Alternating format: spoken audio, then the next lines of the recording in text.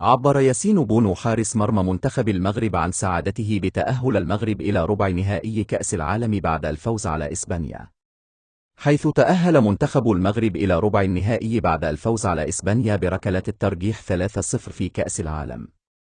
وقال بونو عقب المباراة: أشكر اللاعبين الذين قدموا مجهود جبار خلال المباراة، وأشكر الجمهور المغربي على دعمه الدائم لنا. وأضاف في تصريحاته: أشعر بتشجيع الجماهير وأهدي لهم هذا الفوز، وسنحاول أن نكمل ونزيدهم فرحا.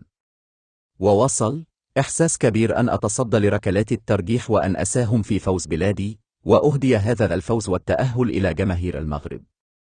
وتمكن ياسين بونو من التصدي لركلتي ترجيح خلال المباراة ليقود المغرب للتأهل التاريخي، كما حصل على جائزة أفضل لاعب في المباراة بعد قيادة المغرب للتأهل إلى ربع نهائي كأس العالم لأول مرة في التاريخ. ومن المقرر أن يلتقي منتخب المغرب مع الفائز من مواجهة البرتغال وسويسرا التي ستقام بعد قليل في ملعب لوسيل.